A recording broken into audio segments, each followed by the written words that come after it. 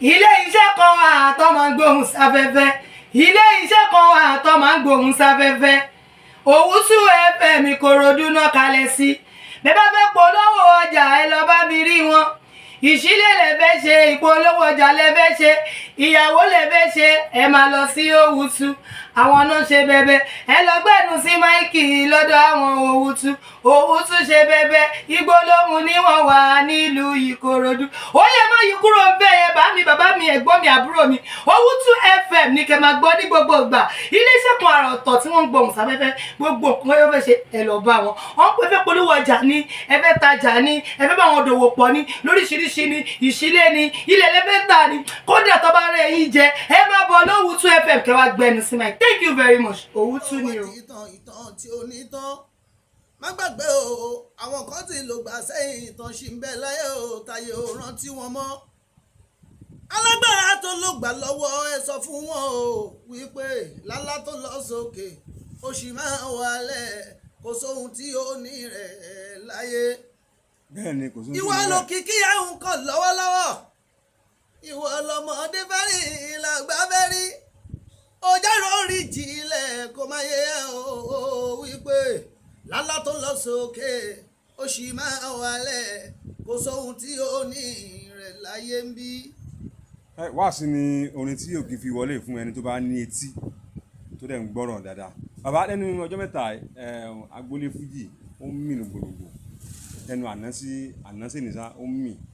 jẹ́ pé bí olúkálukú ń jáde onígbà tí wá ẹlẹ́yìn tí wá olúkálukú ń sọ ohun tán mọ̀ àti ìhà tí wọ́n kọ sí ohun tó ń lọ nígboro náà ní ìfọ̀rọ̀wérọ̀ tí ambassador Alhaji Sulaiman Adio Atayẹwẹ akilẹ̀ fújì ètú fújì bàbá olóyè tí wọ́n ṣe pẹ̀lú ọkùnrin oníròyìn orí afẹ́fẹ́ yẹn Agbálẹ́tù nínú ìfọ̀rọ̀wérọ̀ yẹn ni Atayẹwẹ wọ́n ti sọ àwọn ọ̀rọ̀ kan tó taba Alhaji Pasuma Pasuma ọ̀rọ̀ yẹn náà tún taba Alhaji Saheed Òṣùpá Akóredé ọmọ ńlá mọ̀ pé gẹ́gẹ́ bí olórin gẹ́gẹ́ bí ojúlówó ọmọ nínú agboolé orin àti ẹni tí ó mọ bí a ṣe ń lo ẹ̀rọ ayélujára ẹ máa ti mọ̀ nǹkan tí mo sọ yìí àbí tí a fẹ́ parọ́ ojú wo lẹ fi wò. ṣe rí ju gbogbo ẹ̀ lọ ká máa dúpẹ́ fọ́lọ́run torí wípé mo kí gbogbo àwọn tó jẹ́ àgbààgbà nídìí iṣẹ́ orin ẹ jẹ́ kọ́kọ́ bẹ̀rẹ̀ láti bẹ̀ torí ilé Dr. Sikiru Ayinde Barrister àti General Kọ́láwọlé Àyìnlá Kollington àti King Wasiu Ayinde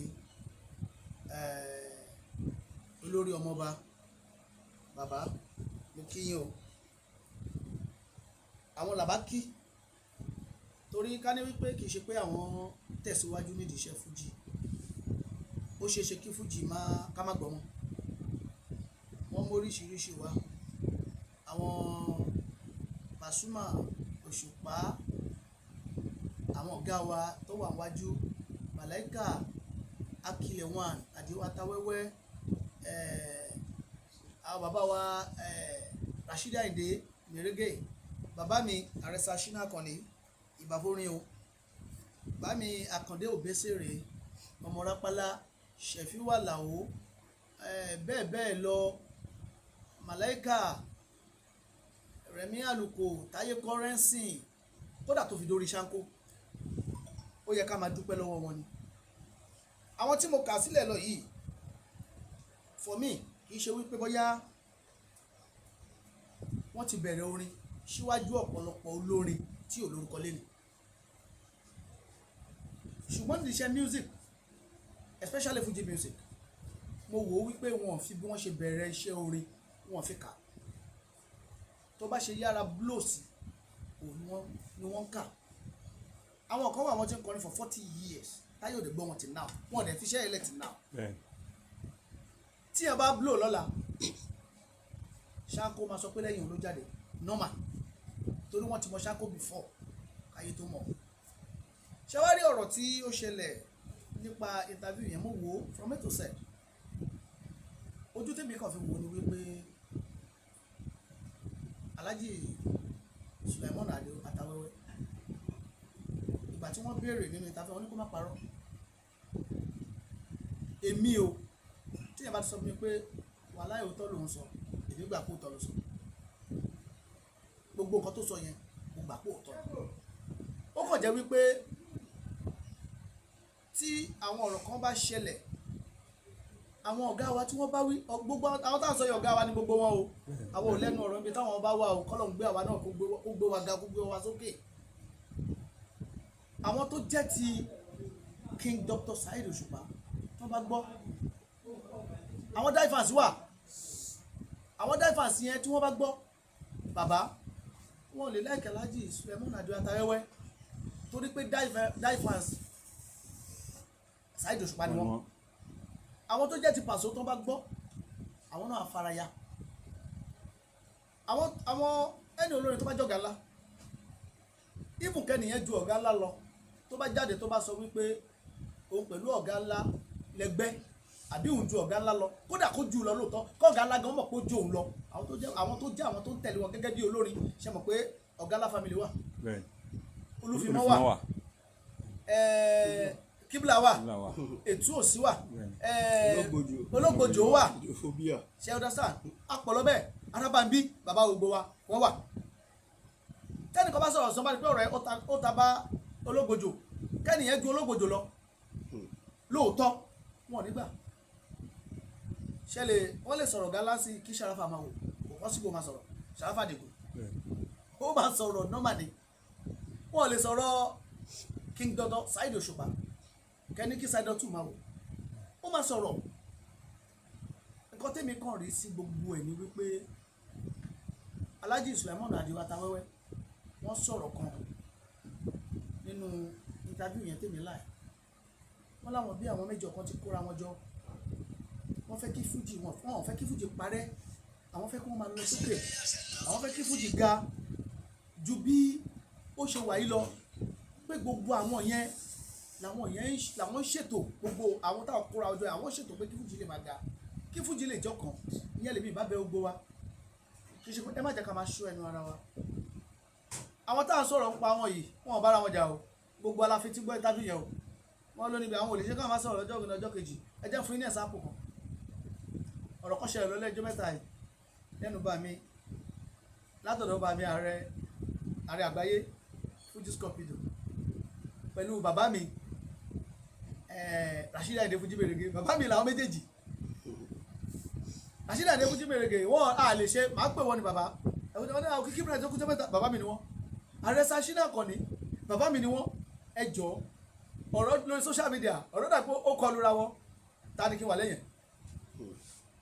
ọmọ ọgbọ́n gbọ́dọ̀ ṣe sùúrù tó rọmọ gbọ́n ni àwọn méjèèjì ẹ wò ó lẹ́nujọ́ mẹ́ta yìí ìfẹ́ tí kan pa ọ́pọ̀ pátì kan wọ́n dì mọ́ra wọn náà eléyìí tó wá jáde tó ń kọrin tó ń sọ̀rọ̀ sí ààrẹ mo rí bàbá kan náà tó jáde tó mi ò tiẹ̀ gbọ́ rí náà ó ń sọ̀rọ̀ sáré mi ò rí rí kí ṣe pé mo fi tàbùkù yẹn má bínú o tẹ bá ń wò mí o wàláì mi ò rí rí ni mi ò mọ̀ wọ́n mo kàn ní wọn lórí social media tí wọ́n ń sọ̀rọ̀ sáré olórí pọ̀ ẹ̀ lè mọ́ra yín tán tí wọ́n sọ̀rọ̀ sáré mo kàn rẹ́rìn ni pé àwọn pípù tó ń gbèjà yìí sókè gbà tó bá bú ààrẹ sì ṣé tó bá wá rí ààrẹ face to face kí ló fẹ́ ṣe ó ti bára ẹ̀ jẹ́ bóyá ààrẹ lọ́lọ́run kọ ní olùrànlọ́wọ́ ẹ̀ látọ̀run ò mọ̀ náà ó mọ̀ ó lè jọ́mọ ọ̀gá ńlá kó ṣe pátá wẹ́wẹ́ ló máa padà ṣe lórí ó lè jọ́mọ ata wẹ́wẹ́ àwọn atare wà mẹ́ tọ́tẹ̀ látàwẹ́ bẹ́ẹ̀ lọ́wọ́ pọ̀ tọ́tẹ̀ látàwẹ́ káwọn náà dáhùn atúwádà bígbà tó ṣe pé iṣẹ́ fújì náà iṣẹ́ ọmọ ọ̀tá níjàre ẹ jẹ́ ká gbé fújì kó bí ọmọ ọ̀tá àwọn bàbá wa K1 The Ultimate wọ́n ṣoore fún wa nídìí fújì because wọ́n gbé fújì súnmọ́ wọ́n gbé síwájú kò sí nǹkan tí K1 lè ṣe èmi ò mi ìsọtẹ́lù mi ò kò tọ́ sí mi lẹ́nu pé wọ́n ṣe kò dáa o táwọn ò bá sọ̀pọ́ọ̀tì àwọn bàrí tí wọ́n sọ̀pọ́ọ̀tì bàbá Kollington ibo ni fújì máa wà ẹ sọ fún mi náà torí ìgbà táwọn Barrister kọrin tó o bá lóhùn gidi ò lè kọrin ìgbà táwọn Kollington kọrin tó o bá ní good voice ò lè kọ wọ́n ti gbà tí bàbá yìí dé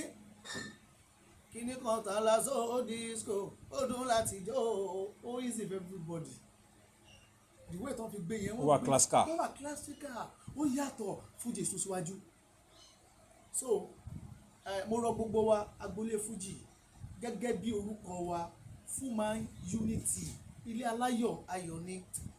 kẹ́nìkan máa sọ̀rọ̀ ká máa dá sí i ká máa sọ wípé a fẹ́ lo advantage pé lágbájá sọ̀tún lágbájá mo fi gòkè èmi ò fi bẹ́ẹ̀ báyà dé àyẹn mi ò fi bẹ́ẹ̀ láìkẹ́ ó ṣe lórí kò kọrin gidi kí wọn náà gbé sórí social media kò fún àyàn kí wọn náà jáde dandan kọ́ ni kí lágbájá sọ̀rọ̀ kó ṣẹ̀ṣẹ̀ tó pé tó lágbájá bọ̀ gàmí mo fẹ́ lo advantage láti fi gòkè èmi ò rí bí kíní ẹjọ́ ilé fújì ẹ má jẹ́ kó dàrú ẹ jẹ́ ká unite ẹ jẹ́ ká jẹ́ kan náà ká rọra wa lọ́wọ́ kébi pé Sàráfà Àdìgún kí n pé Saidot 2 kí n pé oríṣiríṣi olórin pé ó yá ẹjẹ́ àjọ ṣe nǹkan papọ̀ kó dẹ̀ máa dùn lọ bẹ́ẹ̀ ẹ jẹ́ kó máa dùn orí pọ̀ ta lè kọ bàbá kí la ti kọ àti ìkọ kankan bàbá wa lè dọ́dọ̀ sọ́kà ìdíbàṣẹ́ ó níbo láàkìyànde Àyìndé Ògún níbo láàkìyànde ó ta ó máa bára wa jà ẹ jẹ́ ká ṣeré tó gbafẹ́ advice mo ní fún gbogbo ní fújì pàtàkì. Thanks for watching. Kindly subscribe to our YouTube channel, Owutu FM Lagos. Bye.